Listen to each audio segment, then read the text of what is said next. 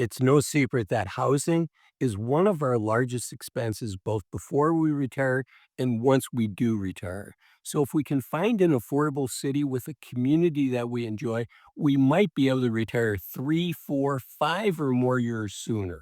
So, in today's video, I want to share with you 10 affordable communities where you can still buy a house for under $100,000. Before we go to the article, I want to thank Chapter for sponsoring today's video. Chapter is a Medicare advisor that advocates for you as opposed to the insurance companies. More on Chapter later, but I'm enormously proud to partner with them on this video.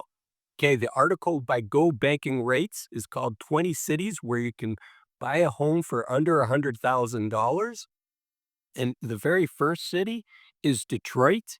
And what Go Banking Rates did was they looked at the housing listings, and you can see here at the time of the article, there were about 4,500 listings, and there were 2,463 that were under $100,000. So over half of the listings in Detroit are under $100,000. The next one's Toledo, Ohio. I grew up in Ohio. I'm familiar with Toledo, Ohio. My brother went to college in Toledo. And there it's about 44% of all the listings are under 100,000. The next city is the town that I grew up in, Cleveland, Ohio. And actually, the home that I grew up in is listed on Zillow for under $70,000. So that tells you how affordable Cleveland is. There are currently, at the time of the article, almost 1,900 listings in Cleveland, and 667 of them were listed for under $100,000. So that puts it at about 35% of all the listings in Cleveland, Ohio. Now, the next one's also a town that I grew up in. But before I go there, I want to thank Chapter for sponsoring today's video. As I said, Chapter is a Medicare advisor that advocates for you and helping you navigate the maze that unfortunately has become Medicare. Both when you first qualify for Medicare, your mailbox is going to be flooded by these companies, these insurance brokers that want to sell you an insurance product that in many cases is great for them to sell, but might not be what's best for you. The reason I'm proud to partner with Chapter is because they advocate for you. They put your interests ahead of the interests of the insurance companies. They have access to all of the locally available Medicare options for you. They've spent a lot of time and effort to put together their own database, and then they've structured their system where they make it as easy as possible for the person that you're talking to on the phone to put your interests first. You've heard me talk about the importance of having a fiduciary for you when it comes to your financial advisor. I think it's also important that your Medicare advisor put your interests in front of the interests of the healthcare insurance providers whose plans that they're looking at in the database. And Chapter has pledged that they're going to put your interest ahead of the insurance companies. You can access my link here and support the channel. You can also you can also call this phone number. This is a unique phone number for me. So either use the link or the phone number and reach out to Chapter. I'm enormously proud to partner with them on this video. Okay, let's keep going on this list. The next city I told you I've also lived in, and that is Memphis, Tennessee. In Memphis, Tennessee had about 3,200 listings. 840 of those were for under $100,000. The house that I lived in when I lived in Memphis, Tennessee, again, would be less than $75,000 today. So Memphis, the people are just wonderful. It is hot and humid, but about a little over 25% of the homes are under $100,000. I can tell you it's a lovely place to live.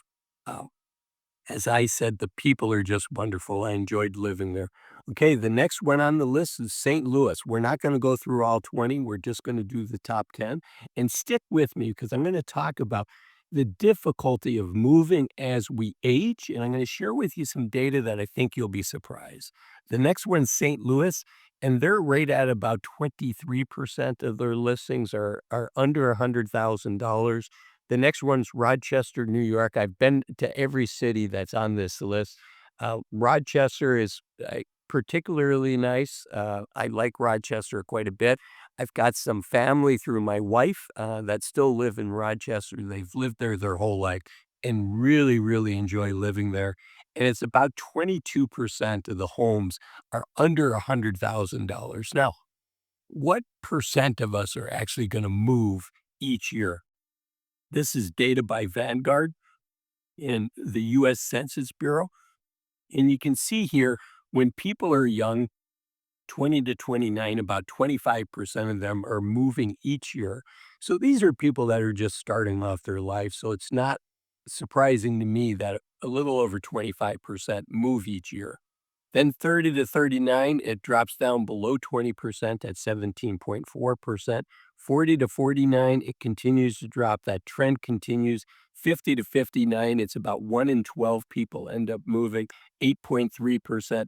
60 to 69, it's 6.6%. It keeps dropping. 70 to 79, only 5.7% move. And then once you get 80 and above, and I think this is people moving likely because they need some assistance with daily living. They have some healthcare issues. So 7.3% of those start moving. But you can see the trend is, they start up high when we're young, and then the likelihood of us moving goes down. Stick with me. I'm going to share with you the next few cities, and then I'm going to share with you how many of us move outside of our city, move outside of our county, or move outside of our state. Okay, so the next city is Wichita, Kansas.